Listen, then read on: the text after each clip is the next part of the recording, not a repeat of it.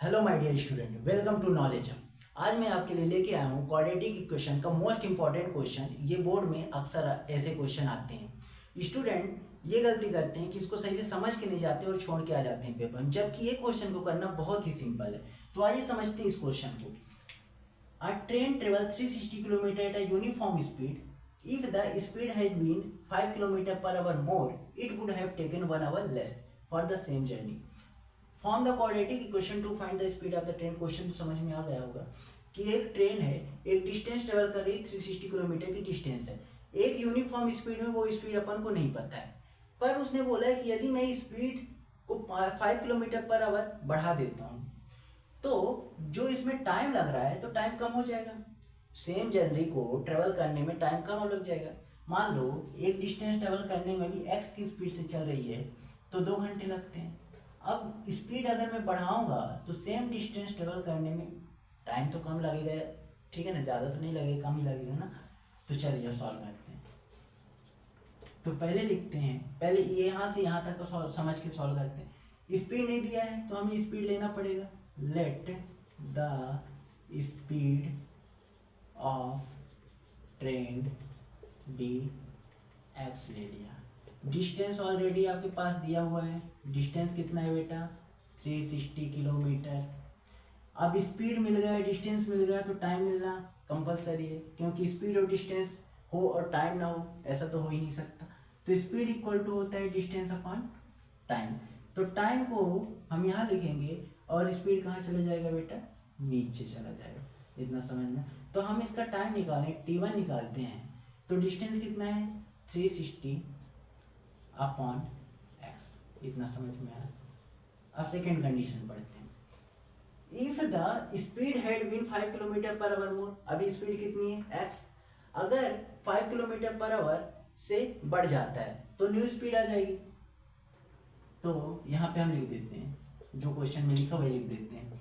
If the speed had been 5 kilometre per hour more, ठीक है ना। अगर स्पीड बढ़ जाता है तो न्यू स्पीड कितनी आ जाएगी बेटा? x प्लस 5 हो जाएगा। डिस्टेंस में तो कोई चेंजेस नहीं होंगे, डिस्टेंस तो उतना ही ट्रेवल करना पड़ेगा, ठीक है ना। तो टाइम इसमें भी लगेगा, इसको हम t2 से रिप्रेजेंट कर देते हैं। तो डिस्टेंस अपॉन स्पीड, ये भी समझ में आ गया होगा। ये दो कंडीशन समझ में आए।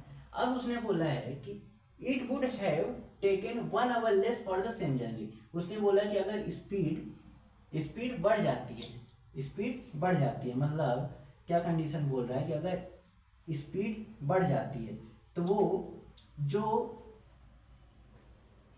ट्रेन की टाइम है वो 1 घंटा कम लगता है। तो t1 में 1 आवर कम लगता है, ठीक है ना। बस इसमें वैल्यू रख दो। कैसे रखें? चलो यहाँ पे रख देते हैं। t2 कितना है बेटा? 360 upon x plus 5 equal to t1 कितना है? 360 अपॉन एक्स माइनस 1। ये इधर आएगा तो कितना हो जाएगा? 360 upon x plus 5 minus 360 upon x equal to -1। LCM लोगे, एलसीएम आ जाएगा एक्स प्लस 5 और x आ जाएगा। x प्लस 5 से x प्लस 5 कैंसिल होगा तो कितना आ जाएगा? 360x माइनस x में x कैंसिल होगा तो इन दोनों को मल्टीप्लाई, 360 में x का मल्टीप्लाई होगा तो 360x प्लस माइनस माइनस 360 में 5 का मल्टीप्लाई होगा तो 5 0 0। अब 5 6 जा 30, कैरी 3, 5 6 जा 15 प्लस 3 18 इक्वल टू -1। ये प्लस का, ये माइनस का, तो ये कैंसिल हो जाएंगे। तो इधर बचेगा -1800 इक्वल टू -1। ये इधर नीचे है तो इधर जाके मल्टीप्लाई हो जाएंगे तो कितना हो जाएगा? x² plus 5x। इधर भी माइनस, इधर भी माइनस, माइनस माइनस कैंसिल हो जाएंगे तो ये आ जाएगा 1800 x² प्लस 5x। दो सबको एक साइड शिफ्ट कर देते हैं तो x² plus 5x minus 1800 equal to 0। ये आ गया आपका क्वाड्रेटिक इक्वेशन। जैसे कि उसने बोला था क्या फॉर्म करना है? Quadratic equation. अब अगर मैं इसका स्पीड भी निकाल के देखूं तो तो क्वाड्रेटिक इक्वेशन में आपने बहुत अच्छे से पढ़ा है फैक्टराइजेशन मेथड। फैक्टराइजेशन मेथड में क्या करते हैं, ये जो फर्स्ट टर्म है और लास्ट टर्म है, इन दोनों को मल्टीप्लाई करते हैं। तो इन दोनों को मल्टीप्लाई कितना आ जाएगा, -18 इसको हमें दो पार्ट में तोड़ना है कि प्लस माइनस करने पे 5x आ जाए और मल्टीप्लाई करने में 1800 आ जाए। तो ऐसा कोई नंबर है, तो अगर आपको ऐसा नंबर नहीं पता तो हम इसका सबसे पहले प्राइम फैक्टर करते हैं, ठीक है ना।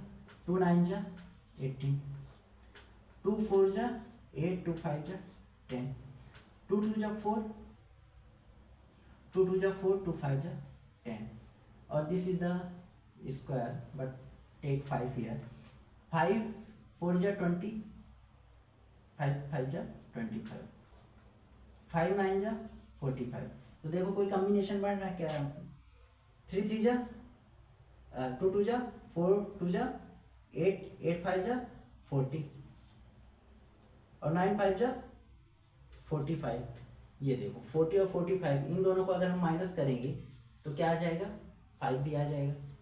तो हमें दो नंबर मिल गया, जो नंबर मिल गया पहले वो लिखो, नहीं तो ये घूम जाएगा।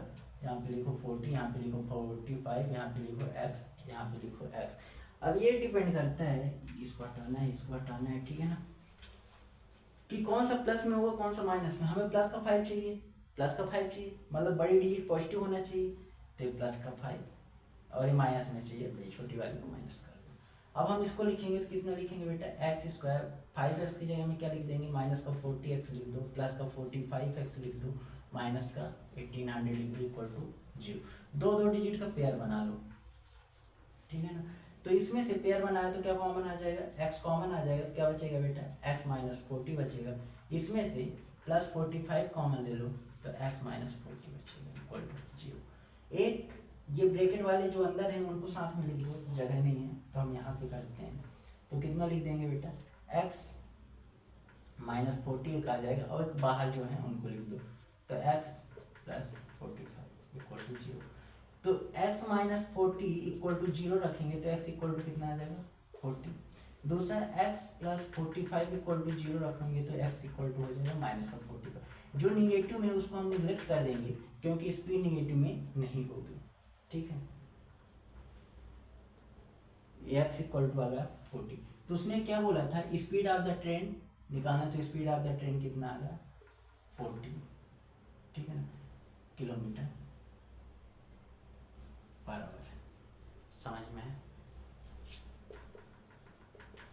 पर आवर की स्पीड से जो ट्रेन है वो 40 किलोमीटर पर आवर की स्पीड से चल रही है, ठीक, समझ में है। देखो अगर 40 किलोमीटर पर आवर से चल रही है तो यहाँ पे अगर हम टाइम की जगह में रखेंगे तो हमारी स्पीड निकल जाएगा। चलो यहाँ तक समझ में आया, थैंक यू। अगर समझ में आया हो तो चैनल को लाइक करें और वीडियो सब्सक्राइब करें, नहीं उल्टा है।